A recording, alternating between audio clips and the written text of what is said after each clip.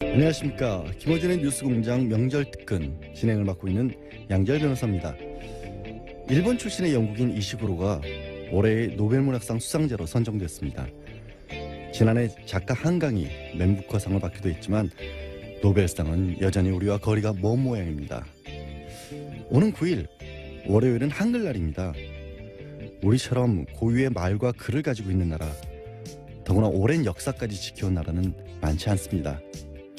게다가 우린 첫걸음 뗄 무렵부터 독서 모임, 논술 강의를 시작해서 시, 소설, 수필, 평론까지 넘칠 만큼 배우지 않던가요? 문학은, 언어는 인간의 사상과 감정을 담는 그릇입니다. 훌륭한 그릇을 가지고도 오롯이 담아내지 못하고 있는 이유는 뭘지 한번 생각해 봐야 하지 않을까요?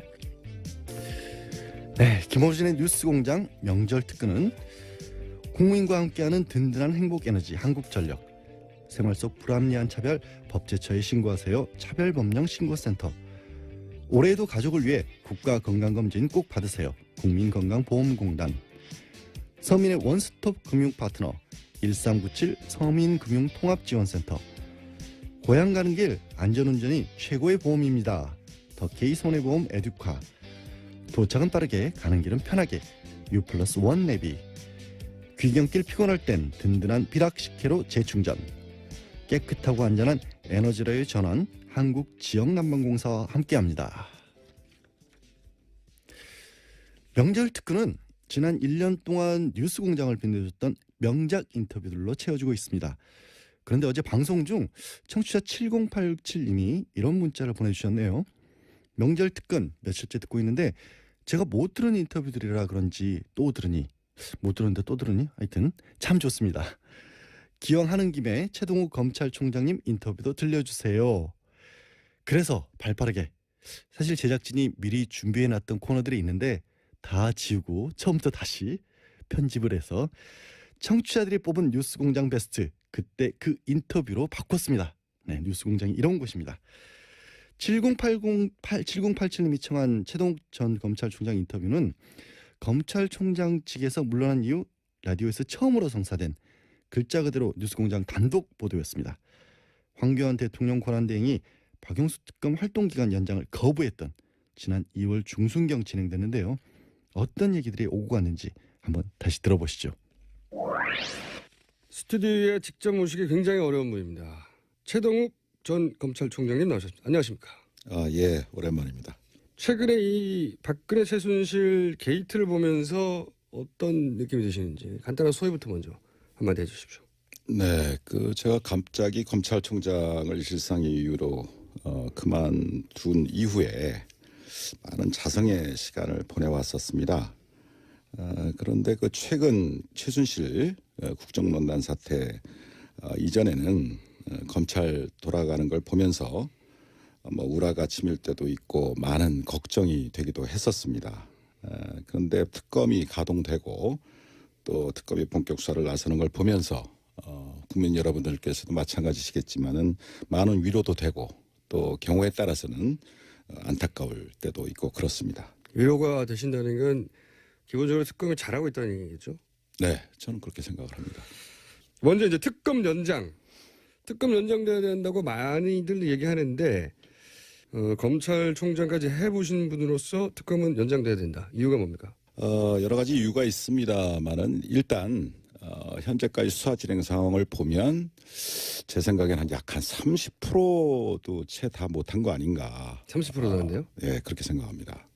사실 이번 최순실 국정농단 사태의 핵심은 재벌과 권력 간의 이 불법 유착 비리, 그리고 그것을 가능하게 했던 공무원들의 비호 방조에 대한 처벌 문제지 않습니까? 그런데 재벌 권력과 재벌 유착과 관련해서는 잘 아시다시피 삼성 이재용 부회장 영장 기각 의혹으로 인해서 예. 3주간 또 수사가 많이 딜레이 됐고 나아가서 삼성 이외에도 SK라든가 롯데라든가 CJ라든가 예. 이런 여타 재벌들에 대해서도 많은 뇌물수 의혹이 제기되지 않았습니까? 진도가 딱 막혔어요. 이거 네. 정작 기각되면서. 그런 부분에 대해서는 전혀 지금 수사를 진척할 수 있는 여유가 없었던 것 같고 그 다음에 그 무엇보다도 이러한 국정농단을 가능하게 했던 그 비호 의혹과 관련해서 예. 우병우 등 그 관련 공무원들에 대한 사건이 예. 뭐 아직 시작도 안 했고 막 그거는 이제 시작 단계 아닌가 뭐 그렇기 때문에 결국 실질적으로 봐도 30% 이상은 진척됐다고 보기가 어렵다. 그렇게 그렇군요. 생각합니다. 너무 많은 그 의혹이 제기되어 있는 사건이기 때문에 적어도 유능한 검사 약 40명 정도는 200 투입을 정도. 해서 예. 1년 정도는 1년? 지속적으로 수사를 해야 비로소 대부분의 실상이 제대로 밝혀질 것이라고 믿습니다. 이게 최고 전문가의 견해입니다. 수사가 아직 30%도 안 됐다. 그게 첫 번째 이유고. 그러면 두 번째 이유는 어떤 게 있습니까? 어차피 뭐 특검법이란 건 한시법이고 제한된 법정 기간 내에만 특검이 수사를 할 수 있는 것인데 지금 70일이 다 돼가고 그 다음에 30일을 만약에 연장이 안 돼서 2월 말까지 이 특검 수사 활동이 종료가 된다면 예. 이 특검에 수사하고 있었던 이 모든 사건들은 다시 검찰의 손으로 넘어가게 됩니다. 네네. 그런데 이 사건을 먼저 수사했던 현재의 검찰은 예. 재벌과 권력 간의 뇌물수수 혐의에 대해서는 손도 대지 못했었고 직권남용. 직권남용죄로만 기소를 했죠. 예. 또 우병우 등 그 관련 공무원들의 비호 방조 의혹에 대해서는 막 제대로 수사도 하지 못한 채 특검한테 사건을 전부 이관하는 지금 그런 상황이 되지 않았습니까? 그 당시에 수사했던 그 검찰 지휘 라인이 어떠했는지 그 총수 교수는 기억을 하십니까? 우선 법무부 장관이 황교안, 총장은 김진태, 중앙지검장이 김수남, 그리고 청와대에는 그 유명한 김기춘, 우병우 이 두 분이 있었죠. 네. 이 사건이 연장이 안 되면 당시 가이드라인을 따랐던 인사들의 손에 다시 사건이 들어간다 이런 요지네요. 그렇습니다. 네. 그것이 지금 이 특검 연장과 맞물려서 참 중요한 문제입니다. 금반언의 원칙입니다. 그래서 쉽게 말씀드리면 이 금반언의 원칙이라는 것은 네. 이미 표명한 예. 이미 밝힌 자기의 언행에 대해서 네. 모순되는 행위를 네. 스스로 할 수 없다. 뭐 그런 원칙을 말합니다. 자기 한 말을 뒤집을 수 없을 거다 이런 거네요. 뇌물수수 얘기했다가 뭐 딴 걸 바꾼다든가 또는 뭐 직권남용했다가 딴 걸 바꾼다든가 이게 안 된다 이런. 그렇죠. 그 다음에 또 한 가지는 그 우리 헌법상에 자기 부죄 금지의 원칙이라는 것이 있습니다. 그러니까 말하자면 스스로 죄를 부담할 수는 없다. 그래서 여러분들이 아시다시피 묵비권. 자기 죄에 대해서 진술을 거부할 수 있는 거예요. 거부할 수 있는 권리를 준다. 이게 그 원칙. 그게 이제 헌법상의 원칙입니다. 자기 부재 금지 원칙이요? 네네. 자기 자신이나 또는 자기 자신이 속한 조직, 기관에 대해서 스스로 수사해서 처벌한다는 것은 현실적으로 기대하기가 참 곤란합니다. 그러니까 결국은 자기의 상사, 동료, 후배를 스스로 수사하게 되는 그러한 참 어려운 그런 상황이 예상이 되는 것이죠. 이번에도 특검법을 도입해서 특검이 수사를 하게 된 것도 바로 그런 이유입니다. 네. 이해했습니다. 그럼 만약에 특검이 연장이 안 될 가능성이 점점 농후해지고 있는데 만약에 정말로 특검 연장이 안 되고 지금 우려하신 대로 넘어갔어요. 그럼 구체적으로 무슨 일이 벌어집니까? 수사를 하다 보면 가장 중요한 것은 수사 기밀의 유지입니다. 그렇겠죠. 수사 기밀의 유지고 또 수사 기밀이 유출이 되면 그 수사와 관련된 이해 관련자들이 여러 가지 측면으로 작용을 하게 됩니다. 증거를 조작하거나 인멸하거나 뭐 대답을 준비하거나 또 압력을 넣는다거나 뭐 여러 가지 문제가 있기 때문에 그 부분이 굉장히 중요한 것인데 특검법은 이제 그걸 보장하고 있는 거죠. 독립성을. 그런데 특검 이전의 검찰로 다시 돌아가게 되면 그때그때의 수사 상황이 비호 방조 의혹을 받고 있는 황교안 대행이나 또 김수남 총장에게 보고되겠죠. 당연히. 그렇게 되고 뭐 그렇게 되면 경우에 따라서는 수사를 방해하는 가이드라인이 다시 작동할 수도 있고 또 거꾸로 수사검사들에게 영향과 압박이 내려가게 될 것이고 뭐 한마디로 의혹 대상자들이 예. 수사를 지휘하는 참 웃지 못할 그러한 특검 이전의 상황으로 돌아갈 수 있다는 것이죠. 속속 이해가 되고 있습니다. 자, 그러면 두 번째 사안 이재용 그 부회장 영장요. 이게 이제 1차 기각됐었거든요. 이렇게 기각하는 게 맞습니까? 어떻게 보세요? 권력과 재벌이 유착된 이런 대형 사건들의 경우에는 통상적으로 장기간에 걸친 치밀한 계획 아래 합법의 가면을 쓰고서 공조직 등의 다양한 채널을 동원해서 입체적으로 이루어지게 됩니다. 또 더 나아가서 사후에 문제가 생겼을 경우에도 그 과정에서 벌어진 개별적인 행위들은 전부 합법적이고 공적이고 하는 그런 탈을 쓰게 됩니다.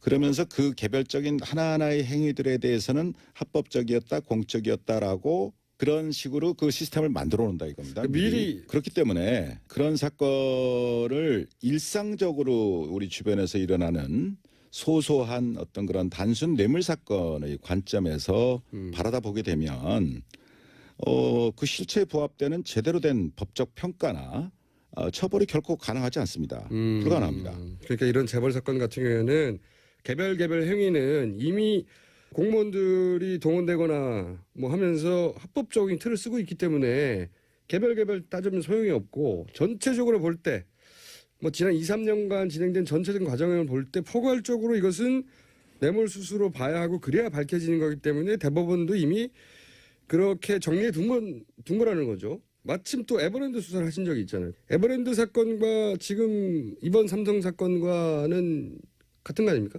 본질적인 차이가 있습니다. 두 사건에는. 아, 그래요? 네.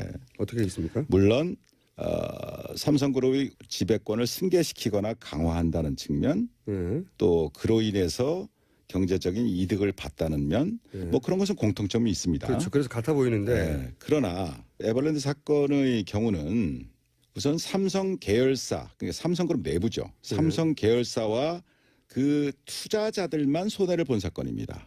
그렇죠. 일반 국민이 아니고. 그렇죠. 삼성 계열사와 그 투자자들, 예. 즉 에버랜드의 주주들입니다. 이 사람들이. 예. 그러니까 삼성 계열사가. 예. 그럼 삼성 계열사가 손해를 보면서 본 사건인데 삼성 계열사가 손해를 보니까 삼성 계열사에 투자한 투자자들도 손해를 보게 된다는 거죠. 그렇죠. 그런 의미에서 삼성 계열사와 그 투자자들만 손해를 봤죠.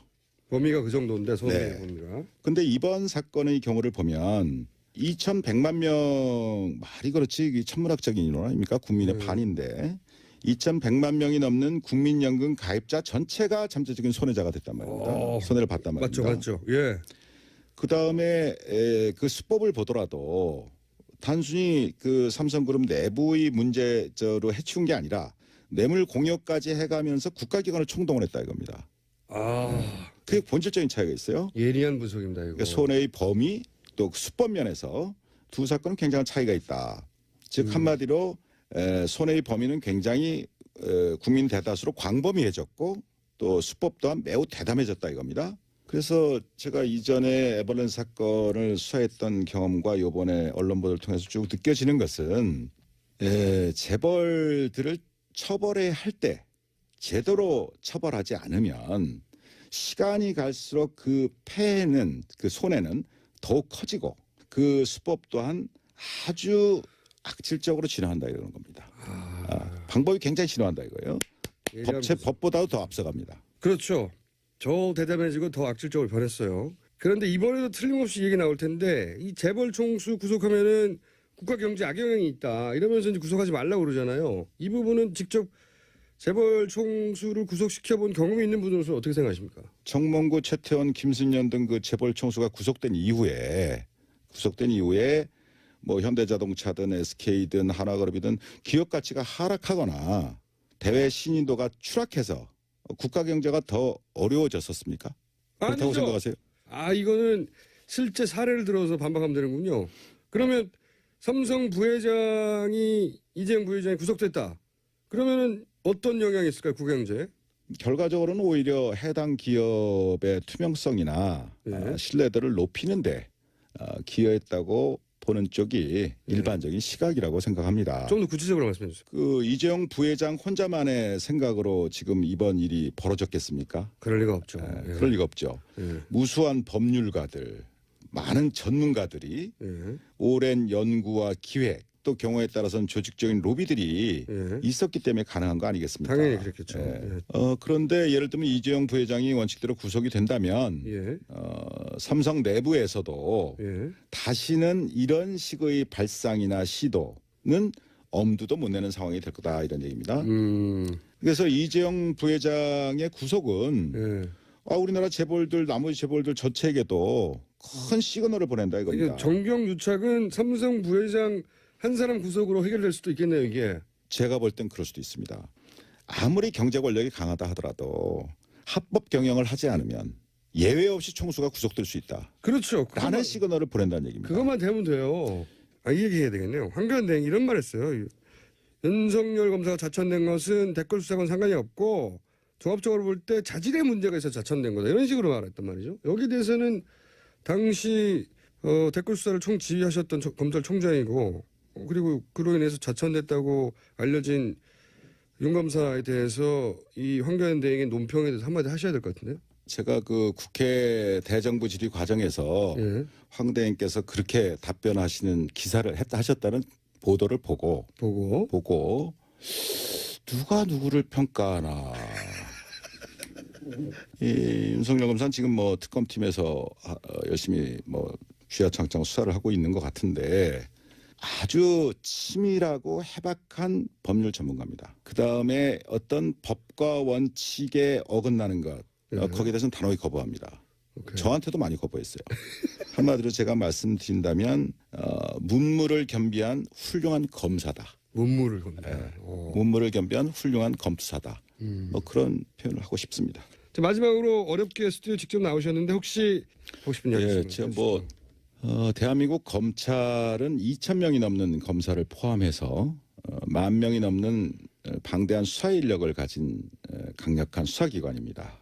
수사 역량면에서 100분의 1도 안 되는 20명의 특검 검사들이 불과 몇 달이란 짧은 단기간에 이전 검찰의 수사보다는 비교할 수 없을 정도의 성과를 내고 있지 않습니까? 이번 특검을 보면서 권력의 개가 되어서 권력의 입맛에 맞게 수사하는 것과 국민의 검찰로 법과 원칙대로 수사하는 것의 이 극명한 차이를 그리고 검찰이 이 지경이 되도록 만든 정치 검사들의 말로를 우리 정의로운 젊은 검사들이 마음에 새기고 잊지 말기를 바랍니다. 자기 손에 쥐어진 칼로 자신의 팔다리를 베어서라도 국민의 검찰로 다시 태어나기를 바랄 뿐입니다. 마음에 와닿는 마지막 말씀이었습니다. 지금까지 어렵게 모신 최동욱 전 검찰총장이었습니다. 감사합니다. 감사합니다. 예. 내공이 깊은 분들이 말씀하시는 거 과거의 예측을 들어보면 깜짝깜짝 놀랄 때가 있는데요.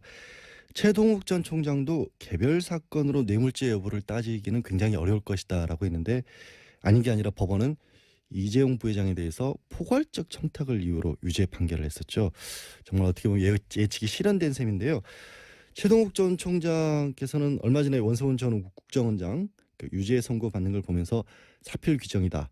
또 끝까지 수사팀의 방패막이가 되어주지 못해 안타깝고 아쉬웠다라는 그런 소감을 털어놓기도 했었습니다. 문자 몇 개 볼까요? 가재는 송편님, 최동욱님 블랙리스트 피해자 문성근 김미아 씨 잘 변호해 주세요. 얼마 전에 국정원 주도 블랙리스트 피해자를 위해서 최 전 총장께서도 무료 변론을 해주기로 하셨지 않습니까? 특검이 30%밖에 못해서 아쉽다고 하셨는데 최 전 총장께서 직접 한번 실력 발휘해 주시기 저도 부탁드리겠습니다. 그래서 그런지 7488님은 최동욱님을 다시 검찰총장으로 복권시켜야 맞다라는 말씀도 주셨고요. 2881님 공장장 목소리가 빨리 지나가서 아주 시원하고 좋네요. 예, 마음 같아서는 인터뷰도 아예 다시 제가 하고 싶습니다. 그럼 잠시 교통 상황 알아볼까요? 네, 명절 특근 2부 진행하겠습니다. 문자들이 조금씩 들어오고 있긴 한데요. 아직도 뉴스공장에 문자 보내는 방법을 물어보시는 분들이 많으세요. 아니 얼마 전에는 심지어 유럽에서 문자 보내는 법을 모르겠다면서 엽서를 보낸 분도 계셨다는데 아니 공장장은 아직까지도 이걸 알려주지 않고 있다는 게 말이 됩니까? 제가 한 2번 대리 진행하면서 몇 번 알려드렸는데 오늘 또 다시 알려드리겠습니다. TBS 주파수가 95.1MHz지 않습니까? 그것만 기억하시면 됩니다. 0951 95.1이니까 0951 짧은 글 50원 긴 글 100원의 정보 이용료 붙고요. 50원 100원 비싸다 돈 쓰기 아깝다 이런 분들은 카카오톡 플러스 친구에서 TBS 라디오와 친구 맺기 하시면 무료로 참여하실 수 있습니다. 추석 연휴를 맞아서 뉴스공장도 푸짐한 선물 준비하고 있습니다.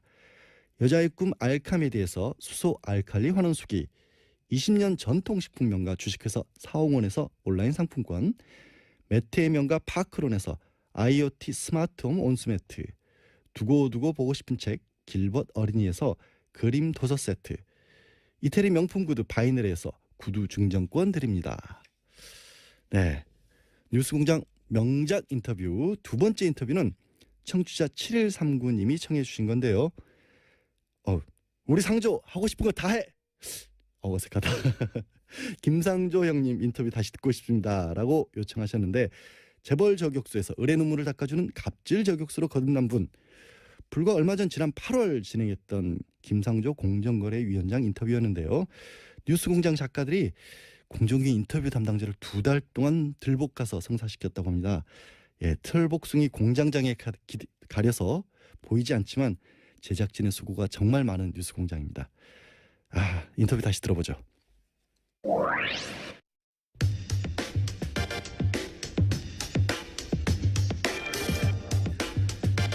우리 사회 을들이 비명을 지르는 건 공정위가 일을 제대로 안 해서다.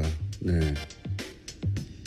김상조 공정거래위원장 스튜디오에 직접 나오셨습니다. 안녕하십니까? 네, 안녕하십니까? 네, 이렇게 높으신 분께서 직접 위원장 되시기 전에 공정위원장 혹시라도 되시면 저희 방송에 꼭 먼저 나와달라고 부탁을 저희가 그렇게 신신당부를 했는데도 불구하고 지난주에 MBC를 먼저 출연하셔가지고 예. 저희 같은 중소방송사를 먼저 챙기셔야 할 공정위원장께서 대형 방송사부터 출연하시면 방송의 공정거래 굉장히 나쁜 시그널을 줍니다. 예, 뭐 제가 요즘은 기업들에게서는 갑일지는 모르지만 또 네. 언론이나 그 국회에 대해서는 또 을이거든요. 그러니까 저도 눈치 봐야 할 때가 많습니다. 대형 방송사부터 출연하면 안 되는 거거든요. MBC 얼마나 큽니까? TV에서 건물 달랑 하나예요. 조그만 거. 그래도 뭐 김어준 총수의 영향력은 뭐 MBC 못지않다고 생각을 하고 있습니다. 그럼 먼저 오셨어야죠. 여기를. 네, 섭섭합니다. 예, 알겠습니다. 요즘 제가 그 언론을 보다 보면 야 공정위가 이렇게 힘이 센 곳이었나. 공정위가 뭐 하는지 모르는 사람 진짜 많았어요. 예. 공정위가 뭐 하는 데입니까? 일단 설명해 주십시오. 말 그대로 공정한 시장 경제 질서를 확립하는 것을 조직의 책무로 하고 있는 중요한 기관이고요. 네. 다른 나라에서는 정말로 중요한 역할을 하고 있는. 다른 나라에서는 뭐 담합이라든가 기업들이 벌벌 떠는 조직이 원래 공정위 아닙니까? 그렇습니다. 미국 네. 같은 데서는 공룡 기업을 분할 명령을 내리기도 하고. 분할해라. 예. 그러니까 AT&T라고 장거리 전화를 독점하고 있던 회사를 4개로 쪼개는 독과점법 때문에. 네, 그렇습니다. 그런 역할을 하기도 했었죠. 예. 자본주의 사회인데 예. 스스로 성장한 기업을 니네가 독과점이니까 공정거래 거스리니 분할해라 이런 적이 있었어요? 네, 미국에서 그런 적이 있었습니다. 뭐 그럴 정도로 힘이 세고요. 예. 그게 제대로 작동하는 자본주의네요. 말하자면. 사실 우리나라 공정거래위원회도 선진국의 경쟁당국이 하고 있는 좁은 의미의 경쟁 정책에 대해서는 굉장히 열심히 일을 해왔습니다. 좁은 의미라 하면. 그러니까 이제 말 그대로 독점 네. 또는 이제 담합 네. 이제 이런 거를 그러니까 규제하는 역할이고요. 그래서 사실 어제 언론 보도에도 났습니다마는 GCL이라고 이런 세계의 경쟁 당국을 평가하는 기관에서 우리나라 공정위를 최우수 경쟁 당국으로 평가를 했고요. 아시아에서는 유일한 평가를 받은 기관입니다. 근데 우리나라에서는 공정위가 이렇게 다른 나라에서 보는 것처럼 좁은 의미의 경쟁 당국으로서의 역할만을 하는 것이 아니라 우리 사회에서 논란이 되는 것처럼 재벌 개혁이나 또는 이제 갑을 관계를 개혁하는 이제 이런 부분이 공정위에게 추가로 과제로 주어져 있는 것이죠. 그래서 우리나라 국민들은 아마 공정위 하면 다른 나라의 국민들이 생각하고 있는 그런 과제들보다는 재벌 기업과 가불관계 해소 이제 이런 쪽을 먼저 생각할 수밖에 없는 상황이었고 이제 그런 측면에서 그동안 공정위가 국민의 기대에 걸맞는 역할을 하지 못했던 것이 이제 공정위에 대해서 비판이 일부 있었던 원인이라고 할 수가 있겠습니다. 일부 아니고 많이 있었습니다. 제가 지금 현직 공정거래위원장입니다. 그렇게 평가하시면 제가 조직에서 영이 안 섭니다. 예. 아니 근데 지금 공정위에서 일하시는 분들은 굉장히 뿌듯할 것 같아요. 공정위가 이렇게 주목받은 것도 처음이고 사실은 공정위원장 누군지 이름 기억 안 나거든요. 이제는 공정위원장 누군지 다 알고 그리고 공정위가 하는 일에 대해서 시민들의 박수도 많고 응원도 많고 그러니까 힘이 나지 않습니까?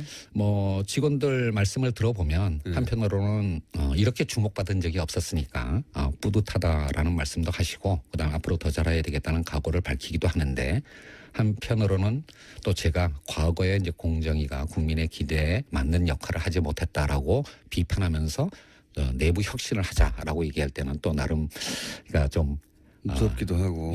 그런 양면의 어떤 감정을 느끼고 있는 것 같습니다. 아니 근데 공정위원들은 그 위원장님을 뭐랄까요 상대하기가 굉장히 쉬울 것 같은 게 오늘 저희는 이제 위원장님이니까 적어도 수행원 몇 명과 함께 대리 운전을 해서 오실 줄 알았더니 혼자 운전을 해가지고 지하 4층에 혼자 어슬렁거리는 걸 저희 작가들이 뛰어내려서 주워왔어요. 그렇게 표현하시면 안 되고요. 그리고 그 유명한 가방 있지 않습니까? 예. 가방 들고 다 떨어진 거. 그거 바꾸시지도 못하죠 이제.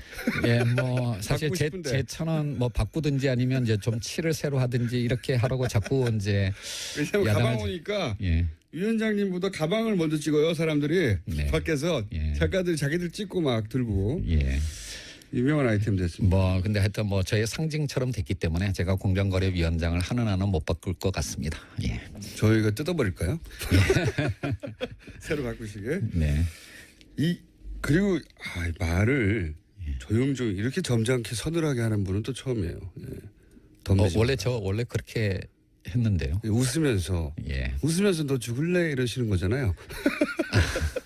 그렇지 않습니다. 또 한편으로는 요즘 김상조가 너무 말랑말랑해졌다는 얘기도 많이 듣고 있죠. 그건 아마도 말랑말랑해졌다기보다는 맨 처음에 재벌 개혁을 시도할 줄 알았더니 그거는 시간을 좀 준다고 하고 프랜차이즈부터 시작하셨잖아요, 사실상. 그래서 이건 역시 재벌은 어려운 건가? 말랑말랑한 건가 생각하시는 것 같은데 그 이유를 좀 설명해 주세요. 왜 프랜차이즈부터 첫 번째 공정위의 프로젝트가 된 건지. 사실은 굉장히 어려운 문제고 개혁의 전략과도 관련된 것인데요. 크게 보면 두 가지 접근 방법이 있을 수가 있습니다. 옛날에 사회주의 국가의 체제 전환 경험을 비춰본다면 러시아처럼 빅뱅 전략으로 가장 핵심적인 과제부터 먼저 하는 전략이 있을 수가 있는 거고. 삼성을 쾅 때린다든가. 그렇게 접근할 수도 있는 거고 또 하나는 이제 중국의 만만디 전략처럼 주변에서 이렇게 성과를 만들어가는 그런 전략이 있을 수가 있는데 아마 빅뱅 전략을 취한다면 재벌 개혁을 가장 먼저 해야 되겠죠. 그렇지만 이제 지금의 우리나라의 국회의 어떤 구조라든지 또는 이제 국민들의 어쩌면 두 개의 국가로 쪼개져 있는 이런 상황들을 생각을 한다면 재벌 개혁을 중심으로 하는 빅뱅 전략은 굉장히 큰 논란을 일으키고 우리 사회를 필요하죠. 그렇습니다. 입법도. 그리고 사실은 재벌 개혁의 대부분의 어떤 수단은 입법을 통한 것인데 지금 국회를 통과할 법률이 과연 몇 개나 되겠느냐라고 하는 현실적인 판단도 있을 수가 있는 거고요. 그래서 이제 저 개인적으로는 모든 국민들이 찬성할 수 있는 공감할 수 있는 그런 개혁과제 즉 우리 사회의 을의 눈물을 닦아준다라고 하는 그런 일상생활에서의 어떤 불공정 문제를 먼저 접근함으로써 개혁의 성과를 만들어내고 이것이 후퇴하지 않을 전진을 만들어내는 길이다라고 하는 공감을 만들어내는 전략으로 가는 것이 보다 현명할 수 있다라고 생각을 합니다. 그런 의미에서 본다면 제가 좀 더 신중한 전략을 택한 것이지 개혁의 의지가 후퇴한 것은 아니라고 말씀드릴 수가 있겠습니다. 개혁의 의지를 의심하면서 도전하지 말라고. 그거는 조금 좀 과한 표현이긴 했었는데요. 좀 더 정확하게 말씀드리면 새 정부 또는 공정거래위원회의 개혁의 의지를 의심하지 말고 그 의지에 도전하지 말라라는 의미였는데 말이 잘못 나가서 공권력에 도전하지 말라라고 표현하게 됐습니다. 도전하면 어떻게 됩니까? 지금 공정거래위원회 등 정부가 갖고 있는 행정부서가 갖고 있는 공권력을 엄정하게 행사할 겁니다. 정동원에서. 네, 그리고 사실은 저렇게 무서운 말을 조심- 개혁을 정동원 아무 표정도 없이 이렇게. 개혁을 완성하기 위해서는 새로운 법과 제도를 만들어야 되지만 네. 현행 법률의 엄정한 집행만으로도 할 수 있는 것들이 굉장히 많습니다. 그 점을 잊지 마시기 바랍니다. 아니 이게 이렇게 점잖게 서늘하게 까불면 죽는다는 말을 하시는 분은 처음 봤어요. 도전하지 마라. 아니면 도전하지 마라. 그 청문회, 예, 청문회를 처음 당해보신 거잖아요. 당연히 그렇습니다. 예. 네. 부적격 후보였어요. 기억하시는지 모르겠는데 네네. 예. 청문 보고서 채택을 거부했습니다. 이 사람 예. 절대 안 된다고. 네. 절대 안 되는 분으로 지목당하신 거죠 그때. 예. 뭐 몇몇 장관 후보자들이 비슷한 상황에 있었고요. 아마 제가 사실은 사실은 좀 섭섭함을 느끼는 부분이 있다면 네. 뭐 국회보다는 오히려 대통령한테 섭섭함을 느끼고 있어요. 왜요? 제가 아주 좋은 기사 나옵니다 이거. 예, 경제부총리보다도 먼저 지명이 됐습니다. 그게 왜 섭섭하십니까? 먼저 매를 맞았다 대표주자로. 그렇죠. 이제 그러니까 이제 제가 국무총리 다음에 지명된 네. 장관 이런 후보자였습니다. 거죠. 김상조 정도면 청문회 가서 맞을 게 없다. 대표주자로 가서 대표로 매를 맞대. 김상조 위원장 정도면 뭐 쉽게 통과하겠지 하면서 대표 선수로 내보낸 뭐 거죠. 검증 과정에서 사실은 뭐 몇 가지가 제가 인정한 것도 있었고요. 사실은 그런데 이제 뭐 대통령께서는 새 정부의 개혁의 상징으로서 아마 공정거래위원장으로 저를 이제 지명하신 것 같은데 왜 섭섭하십니까 그게? 이제 그러다 보니까 집중 포화를 받게 된 것이죠. 그러니까요. 쌤통이네요. 정말로 저도 사실은 지명을 받고 난 다음에 갑자기 이제 연락을 받았는데요. 이거 경제부총리보다도 먼저 지명돼도 되나 이제 이런 어떤 우려를 했고요. 그리고 그 우려가 현실이 됐던 겁니다. 그런 의미였겠죠. 이게 말씀하셨듯이 공정하지 않다는 우리 사회가 그 예측 가능한 재벌 개혁이라는 표현을 쓰셨어요. 예. 그러니까 빅뱅처럼 누가 뭘 어떻게 하는지 모르게 갑자기 예. 뒤통수 때리듯이 빵 하지 않고 예. 예측 가능한 재벌 개혁이라고 말씀하셨는데 이게 어떤 의미입니까? 사람들은 이제 물론 프랜차이즈 문제도 당연히 관심이 있습니다. 왜냐하면 프랜차이즈 사장 정도 되면 을이 아니라 병 정도 되거든요, 사실은. 예, 맞습니다. 예. 예. 그 위에 대기업이 있고 그다음에 프랜차이즈가 있고 그다음에 자기들은 병 정도 된다라고 생각하잖아요. 그래서 을병 관계 정도를 지금 정리하시고 있는 거잖아요. 말하자면. 그렇죠. 이제 갑에 해당하는 재벌 개혁에 대해서 제가 일반 국민들이 저에 대해서 갖고 있는 상식과는 다른 어떤 말을 하고 행보를 보이고 있는 이유가 있습니다. 그래서 사실은, 말랑말랑하다고 지금 예, 그렇죠. 네. 사실은 한 10년 전부터 그러니까 네. 2008년 크라이시스가 터질 때부터 사실은 글로도 이제 여러 차례 표현을 했는 건 크라이시스요? 위기요? 위기, 네, 죄송합니다. 2008년 글로벌 금융 위기 예. 이후부터 제가 글로도 많이 썼던 건데요. 흔히 우리나라의 재벌하면 30개 그룹을 얘기를 합니다. 예. 하지만 그 재벌 내에서도 양극화가 진행이 되었고요. 사실 재벌 내에서도 양극화가 있어요? 예, 30대 재벌 자산의 절반을 4대 그룹이 차지합니다. 상위에. 그러니까 30개 그룹이 아니라 사실은 4개 그룹이라고 표현하는 게 맞습니다. 어허. 그리고 그 최상위 4개 그룹을 빼고 나머지 중견 하위 그룹의 경우에는 개혁보다는 구조조정이 우선 과제입니다. 그러니까 과거에 한국 경제가 성장해왔던 그 모델이 그 방식이 이제 유효성을 가지지 않으면서 상당수의 그룹들이 잠재 내지는 현실적인 부실 상황을 보이고 있고요. 이런 4대 그룹 이후 4대 그룹에 안 들어가는 우리가 흔히 재벌이라고 부르는 것들은 상황이 그렇게 좋지는 않나 보네요. 예, 굉장히 좋지 않습니다. 뭐 그 4대 그룹 이하만 따진다면 3개 중에 하나는 시리어스한 진지한 구조조정. 예, 죄송합니다. 예, 아주 그러니까 진지한 구조조정 작업을 해야 할 상황에 처해 있다라고 할 수가 있고요. 이제 그렇기 때문에 30대 그러니까 이제 흔히 공정거래법이 지금까지 만약에 재벌들 예를 들어서 4대 그룹 들어가지 않는 30대 재벌들이 그런 얘기 했으면 엄살이라고 했을 거예요. 다른. 근데 이제 위원장님이 얘기하니까 진짜 위기는 맞나 보네요. 예, 그렇습니다. 뭐 올해 들어와서 예상보다는 그러니까 세계 경제와 한국 경제의 어떤 상황이 조금 좋아지고는 있지만 이게 과연 이렇게 계속 경기가 회복될 거라고 장담할 수가 없다라고 하는 것은 다들 알고 계신 거 아니겠습니까? 그렇죠?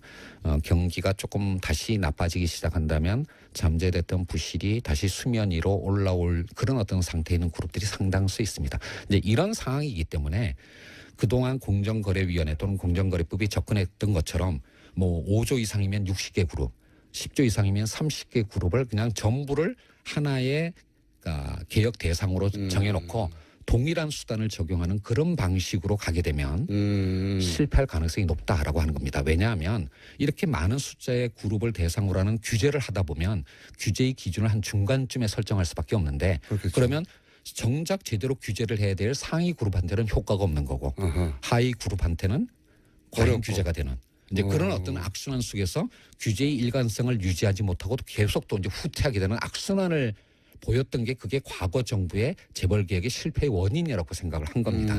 그렇기 때문에 재벌 개혁은 상위 그룹에 좀 집중해서 엄정하게 법 집행을 하도록 하고 대신 좀 더 넓은 범위의 기업 지배 구조는 뭐 상법이나 또는 이제 기관 투자자들의 주주권 행사 등의 그런 어떤 방법을 통해서 좀 더 광범위하게 그렇게 접근을 하자라고 하는 게 제 아이디어였습니다. 그렇군요. 근데 재벌이라고 다 묶어서 재벌이라고 하면 안 된다. 이제는 거기도 양극화가 벌어졌다. 예, 그렇습니다.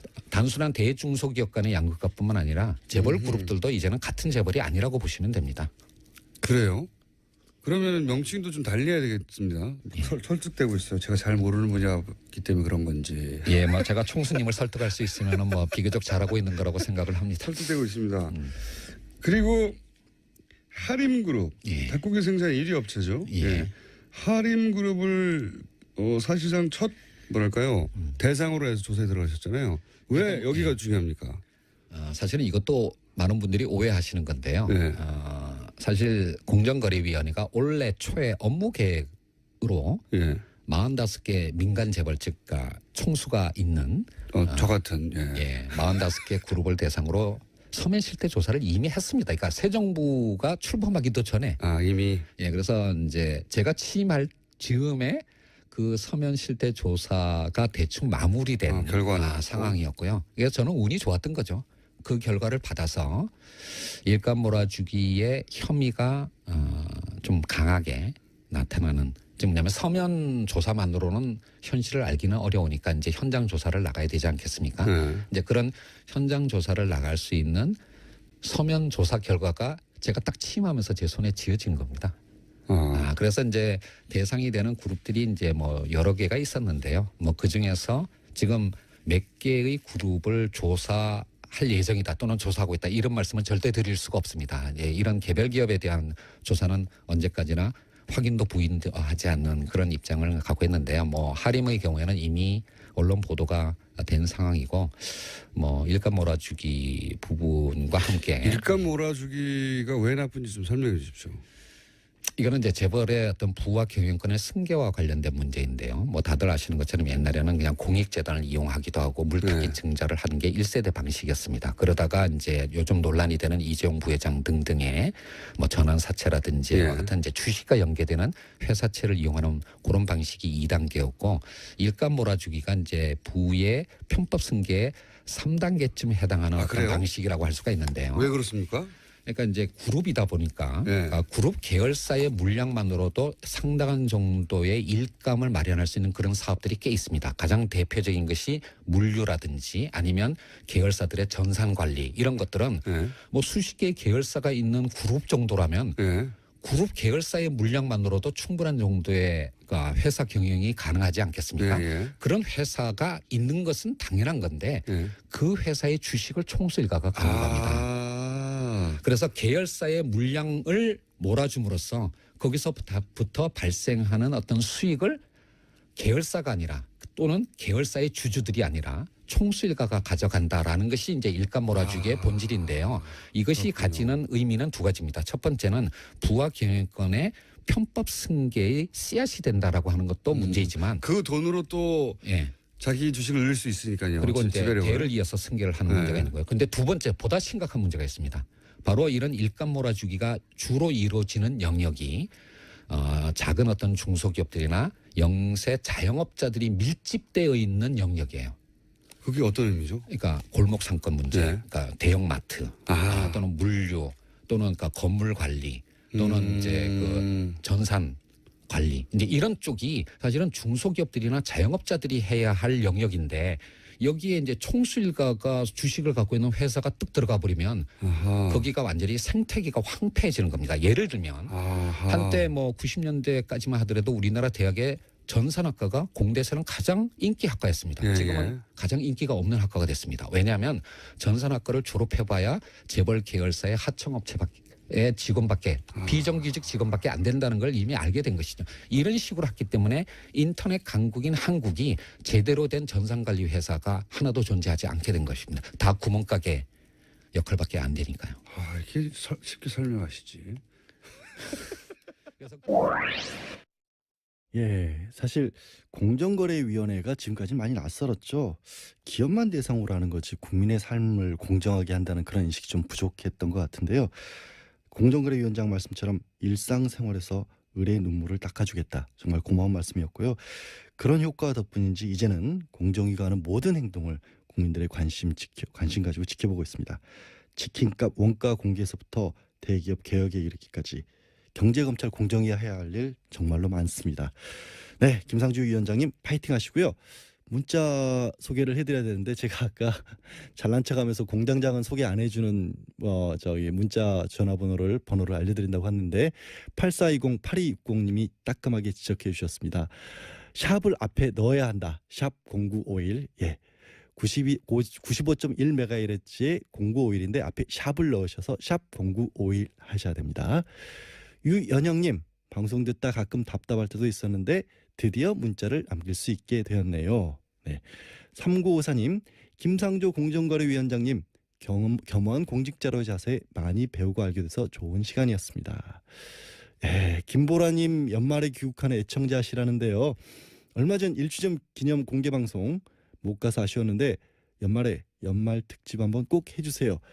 어차피 김어준 공장장이 하는 거니까 부담 가지 마시고 일단 나몰라라 한다고 질러주면 뭐 김어준 공장장 별 수 있겠습니까? 네, 연말에 공개방송 하겠습니다. 네, 저는 모릅니다. 양지열 삼행시를 4426님이 보내주셨어요. 양심에 어긋나는 일 하지 않고 의를 세우는 변호사 겸 진행자. 이거 닭살 돋으려고 하는데 끝까지 읽겠습니다. 지혜롭고 편안한 진행자, 열혈 팬들을 위해 한가위도 쉬지 않고 나와 세상에 들려주는 멋진 진행자라기보다는 청취자분들이 계시기 때문에 저는 그냥 나와서 진행할 뿐입니다. 괜히 골랐다. 너무 감사드리고요. 네, 오늘도 자 협찬 멘트 또 드려야 될 시간이 됐습니다. 김호진의 뉴스공장 명절 특근은 국민과 함께하는 든든한 행복에너지 한국전력, 생활 속 불합리한 차별 법제처에 신고하세요. 차별법령신고센터. 올해에도 가족을 위해 국가건강검진 꼭 받으세요. 국민건강보험공단. 서민의 원스톱 금융파트너 1397 서민금융통합지원센터. 고향 가는 길 안전운전이 최고의 보험입니다. 더케이 손해보험 에듀카. 도착은 빠르게 가는 길은 편하게 U+1 내비. 귀경길 피곤할 땐 든든한 비락식혜로 재충전. 깨끗하고 안전한 에너지로의 전환. 한국지역난방공사가 함께합니다. 잠시 전하는 말씀 들으시고요. 저는 3부에 돌아오겠습니다.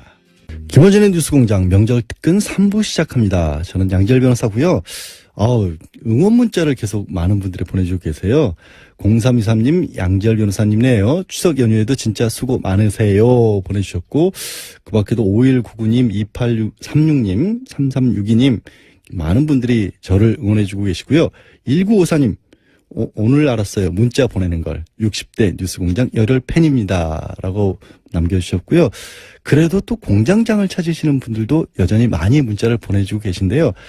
혹시 그 스테이크 드시러 가시면 물어보잖아요. 고기 어떻게 구워드릴까요? 그때 레어로 구워주세요라는 말씀을 불어로 하실 줄 아는 분 계세요 혹시?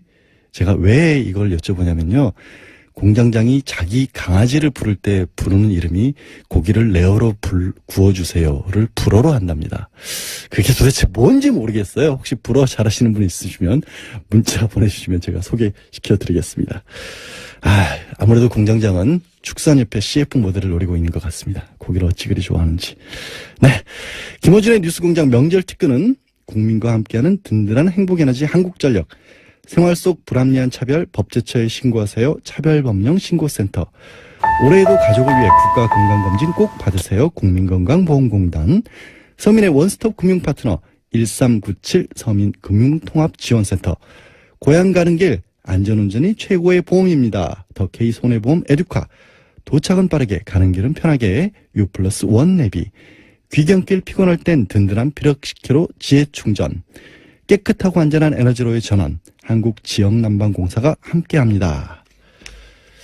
뉴스공장 청취자들이 뽑은 다시 듣고 싶은 그때 그 인터뷰 소개해드리고 계신데요. 세 번째는 정말 뉴스공장 레전드급 인터뷰입니다. 최순실 국정농단 사태가 처음 무르익었던 지난해 11월 뉴스공장을 찾아온 익명의 제보자가 있었습니다. 당시에는 승마업계 관계자로만 소개됐지만 사실은 무려 정유라와 함께 승마를 했던 친구의 아버지, 그러니까 정유라 친구의 아빠 하신 거죠. 인터뷰하던 김어준 공장장이 그야말로 숨이 넘어갈 정도로 웃게 만들었던 바로 그분, 청취자분들도 빵빵 터지게 했던 이분의 얘기 다시 한번 들어보겠습니다.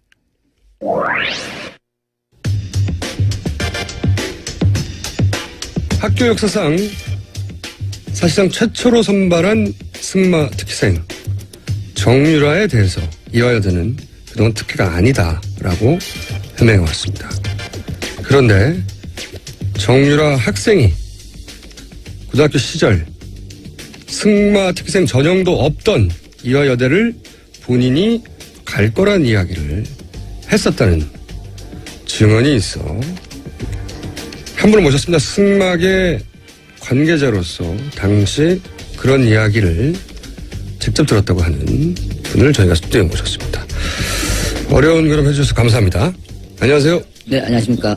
정유라 학생이 고등학생 때 이미 특기생 전형도 없는데 이대를 가겠다는 말을 했었다고요? 뭐 특별히 이대라기보다는 고대나 연대나 이대 이런 그 좋은 학교를 자기가 갈 수 있겠다라는 얘기를. 아, 이대도 그 중에 하나로 언급된 그렇죠. 거군요. 네. 그런 학교를 갈 것이다. 네. 근데 당시는 네. 특히 이대는 승마 특기생 전형이 없기 때문에 네. 전형도 없는데 어떻게 하냐 이런 생각들을 주변에서 하지 않았을까요? 당연히?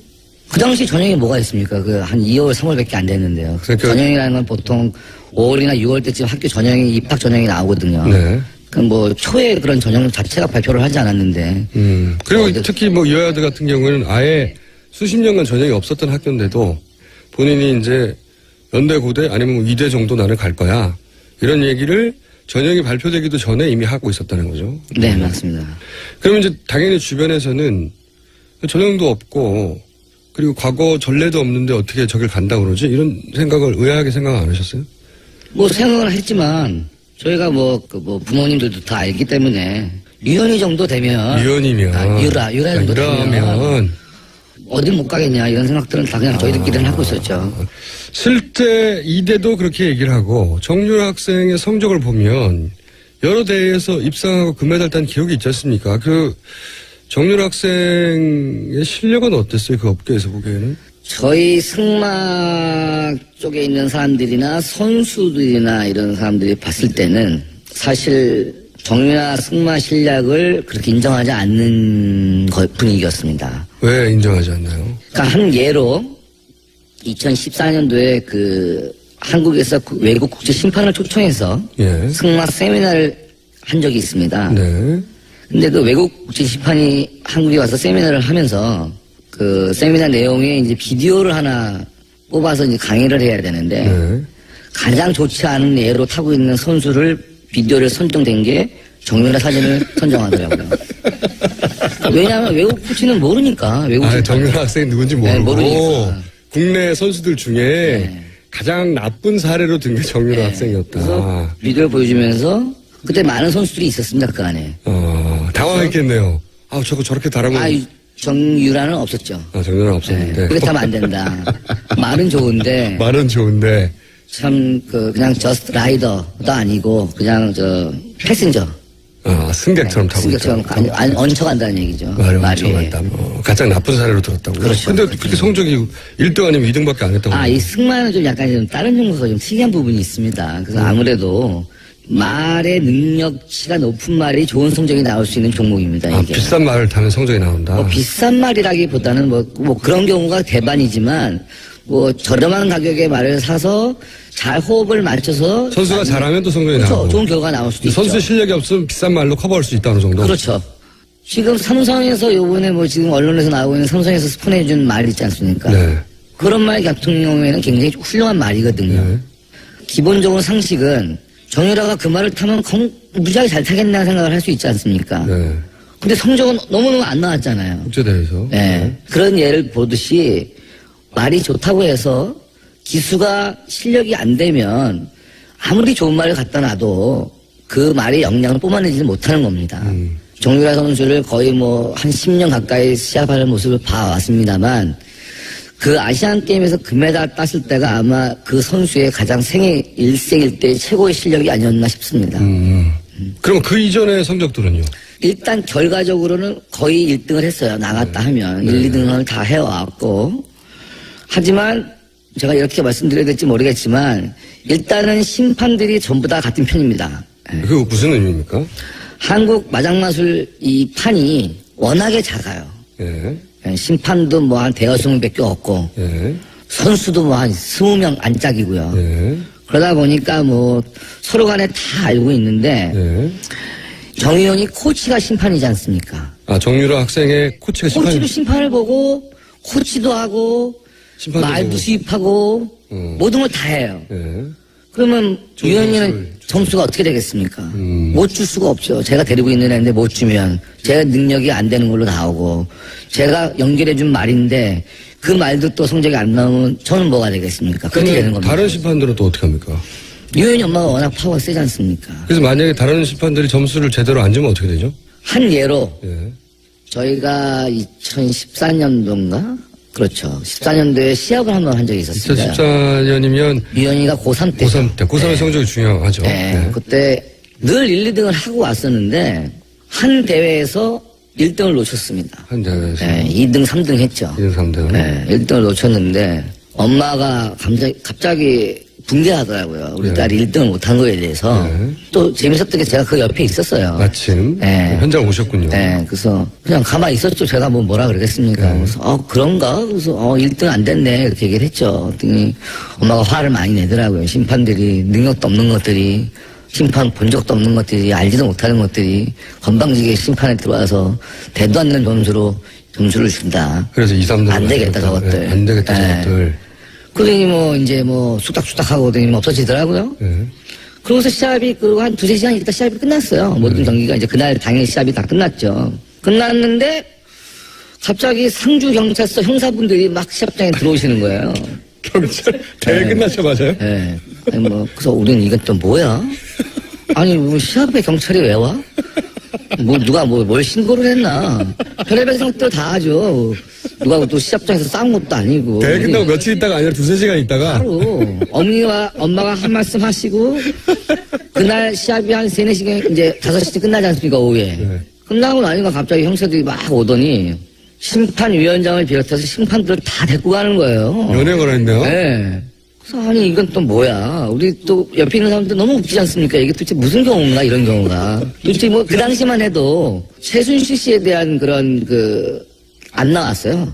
최순실에 대한 정윤의 보도만 있었지. 그쵸. 최순실 보도가 네, 없었던. 아빠에 대한 얘기가 많았지. 엄마는 최태민 목사의 딸이라는 얘기는 알고 있었어요. 네. 다들 얘기를 하니까 다 알고 하여튼 최씨 있었으니까. 집안이 대통령과 가깝다. 이모라가 부를 정도다. 네, 근데 다 모든 게 정윤회 씨를 기준으로 일이 벌어지는 거였었지. 그렇게 이해하고 있었다. 네, 그렇게 달리 이해하고 있었죠. 그러다가 정윤회 씨하고 최순실 씨하고 이혼을 하면서 예. 이혼이 이제 언론에 나오기 시작하면서부터 이제 정윤회 씨는 보이지 않았고 네. 엄마가 애를 데리고 다니면서 이제 그다음부터 일어나는 게 모든 게 이제 대통령 이런 걸 아예 그냥 드러내고 오픈이 돼버렸다는 근데 그 거죠. 중에 사건 하나가 지금 말씀하신 경찰이 바로 들이닥쳐. 그렇죠. 그래갖고 타잡혀간 거예요, 심판들이. 그래서 아니, 심판들이 뭐 잘못한 게 없잖아요. 심판들은 심판을 받고. 점수를 채점하고 점수 결과를 냈는데. 근데 그 심판들이 네. 그날 들어왔던 심판들이 이제 뭐 몇 분 계신데 그분들이 그쪽 식구들이 컨트롤되는 심판들이 아닌 심판들이 들어오는 거야. 아, 그래서 그냥 본대로 심사를 해버렸군요. 아, 본대로 줬죠. 그렇죠. 본대로 준 거죠. 그 본대로. 사람들은. 그래서 네, 네. 아, 이거 1등 안 돼. 이렇게 줬더니. 아니, 뭐 자기 본대로, 자기 느낌대로, 자기가 알고 있는 심판의 능력대로 준 건데, 경찰서. 어머니는 이제 마음에 안 든 거죠. 1등을 안 했다는 거, 이제 심판의 탓으로 돌린 거죠. 그래가지고 경찰서로. 다 잡혀갔어요. 다 잡혀갔어. 네. 근데 몇 시간 있다가 좀 다 나오셨더라고. 몇 시간 있다가. 근데 우리가 안 들어간 사람들은 도대체 이게 이슈가 뭐길래 경찰서를 들어갔을까? 누가 안 주실까? 뭐 별의별 얘기들이 다 있었어요. 근데 뭐 알 사람들은 다 알았죠. 네. 잡혀갔다가 그분들 돌아와서 뭐라고 다 하시더라고요. 돌아왔죠. 네. 근데 화가 많이 났죠, 다들. 당연히 그 중에 한 분은 뭐 어떤 분은 이제 아예 심판 정남이 떨어져가지고 다 손 띄워버리신 분도 계시고. 경찰이 뭐라고 그랬답니까? 똑바로 보라 그랬대, 심판. 똑바로 뭐라고? 뭐 하는 거냐고. 지금. 심판 똑바로 보라고. 자기들도 피곤한데. 피곤한데. 이렇게 똑바로 못하니까 자꾸 위에서 지시 내려오고. 위에서. 예, 다 알아봐라 뭐 이런 거 내려오고. 자기들도 이거 모른다, 우리도 이런 거. 뭔지도 모르고. 어디서 명령이 내려왔는지 모르지. 하여튼 위에서 내려왔고. 예, 자기는 지시대로 해야 되는데. 오라고 그랬더니 승마 대장 가가지고 심판들 잡아왔고. 근데 심판들한테 뭐라고 할 말 있습니까? 자기는 전문 분야도 아니니까. 그냥 뭐 똑바로 아는 게 봐라. 있어야죠. 그러니까 똑바로 봐라. 똑바로 봐라. 똑바로 봐. 앞으로 똑바로 볼 수 있겠냐. 앞으로 똑바로 볼 수 있겠냐. 근데 결국은 뭐 알가불가 하다가 그냥 다 앞으로 심판 똑바로 보겠다. 그래서 뭐 각성문 같은 거 하나 쓰고 네, 그러고 나왔다 하더라고요. 근데 이제 거기에 예. 자존심 상한 심판들이 많이 있지 않습니까? 그렇겠죠. 근데 심판 아예 떠나버리신 분들도 계시고 최순실 씨가 은퇴시킨 심판도 있군요. 있죠. 아, 그때 이게 그래서 또 그 사건으로 문체부 국장이 날아가는 그 사건입니까? 다는 아니지만 지켜봤죠. 참 해도 너무하는구나. 이거는 정말 아닌 것 같은데 이런 생각이 많이 들었죠. 그러면 정유라 학생이 특기 전형도 없던 이화여대에 승마로 가는 걸 보고 다른 학부모들이나 업계에서는 아 저거는 대통령이 힘을 쓴 거 아닌가 이런 생각은 안 하셨어요? 아니 바보가 아니면 다 생각하죠. 그거 아니면 뭐 어떻게 가요? 무슨 수로. 한 사람 힘은 절대 안 되는 거죠. 그렇죠. 안 되는 거죠. 요즘은 안 돼요. 이런 거는 절대로 우리나라는. 그리고 이제 일단 운동시키는 사람들 자체도 그런 생각을 안 해요.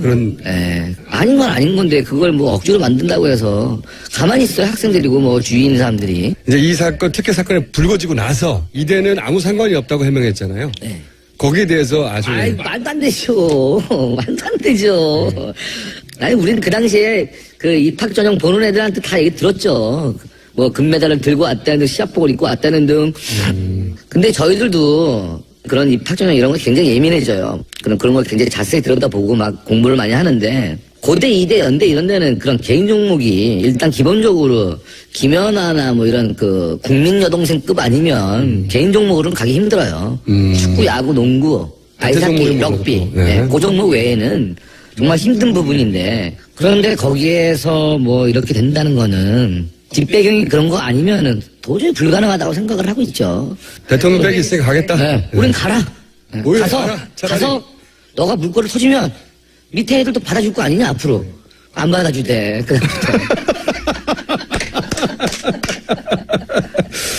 오늘 여기까지 하겠습니다. 오늘 말씀 감사합니다. 감사합니다. 아, 진짜 이게 웃음은 나는데.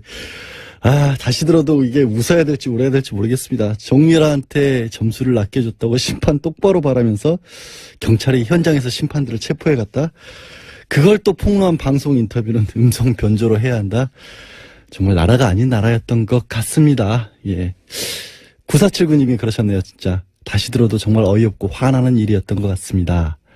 6000님, 권력과 돈만 있으면 뭐든 다 되는 세상이라는 사실에 너무 착잡했어요. 이젠 그런 세상이 아니죠. 6799님, 말덕에 금메달까지 따고 말한테 금메달 돌려줘야 하지 않을까요? 예, 돌려줘야 할 것 같습니다. 정말. 8279님, 최순실과 정유라 거짓말을 시원하게 반박하게 하는 말씀들 해주셔서 사이다처럼 시원했죠. 아니, 임동국님, 양언니 카톡으로 참여해도 소개해 주시나요? 제가 말씀드렸는데요. 카카오톡 플러스 친구에서 TBS와 친구 맺기 하시면 됩니다. 아까 제가 공장장 강아지 이름에 대해서 여쭤봤는데요. 그 레어로 익혀달라는 말은 세냥이라고 한다고 합니다. 세냥, 불어로. 그리고 뜻밖에도 영수증을 뜻하는 라디시옹이 공장장의 강아지 이름입니다라고 말씀 주신 분들도 계신데요. 공장장 강아지 2마리입니다. 그러니까 세냥이 1마리고 라디시용이 1마리인 모양입니다. 왜 아침부터 제가 공장장이 개 이야기를 하고 있는지 정말 저도 잘 이해가 안 갑니다. 네, 뉴스공장 참여해주신 분들께는요. 여자의 꿈 알카메디에서 수소 알칼리 환원수기, 20년 전통식품 명가 주식회사 사홍원에서 온라인 상품권, 매트의 명가 파크론에서 IoT 스마트홈 온수매트, 두고두고 보고 싶은 책 길벗 어린이에서 그림 도서 세트, 이태리 명품 구두 바이너리에서 구두 증정권 드립니다. 1시간 전과 지금은 교통 상황이 어떻게 변했는지 알아볼까요?